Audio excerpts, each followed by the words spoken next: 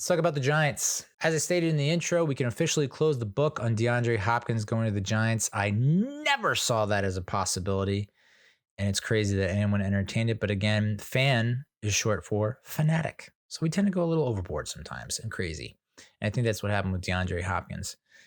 31 years old, 6,000 yard plus seasons, 5-time All-Pro, something like that. I get it. But that was like beginning of his career, early in his career. And yeah, he had a pretty decent season in only 9 games last year. So I'm like almost 70 catches for 700 and some odd yards. I get it. But that's not the way we're trending, right? He wants a contract, and this is when the Giants bowed out when they heard this nonsense. He wants a contract similar to OBJ's, the one that Odell Beckham Jr. signed with the Ravens in April, which was 1 year, $13 to $15 million with incentives, I think. And at that point, the Giants are so strapped with salary cap. It's like, we're not trying to start a Kickstarter at this point.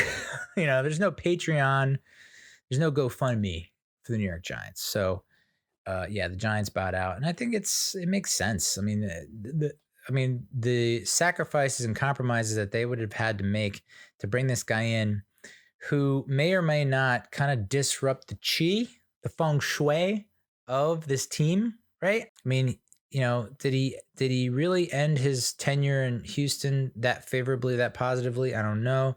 Did he really, he goes to Arizona, that ends kind of poorly. So it's like, when it ends poorly that many times, and I know you can always point to Randy Moss and say, well, Randy Moss, didn't work out in Oakland, didn't work out here. He goes to New England and they go to the Super Bowl and he sets records. I get it. Sometimes it's a matter of right place, right time. I just don't think the Giants are the right place and right time for DeAndre Hopkins. Cowboys also bowed out. And so now I guess it's down to the Bills and the Chiefs, which is like the rich just get richer. What the F, dude? The Bills and the Chiefs. Okay, cool. But it'll be interesting to see how he plays this year. I still think he can be a contributor. I just don't know that he's going to be the kind of guy, is he a wide receiver 1 on the Bills or the Chiefs? Maybe the Chiefs. And, everyone's saying, well, we got to get a wide receiver 1. We got to get a wide receiver 1. I just say, nah, no thanks. I don't think so. I really don't. Listen, I think we got spoiled by Odell Beckham Jr.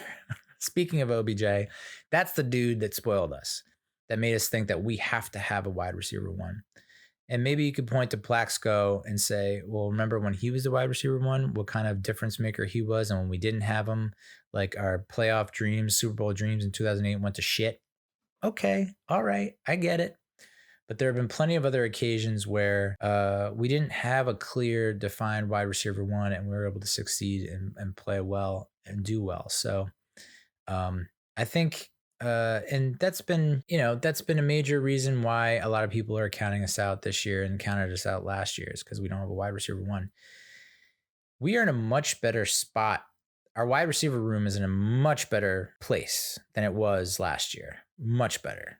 10 times, 1,000 times better than it was last year. So I still think, and you could look at we got a tight end 1. Daniel Bellinger is great.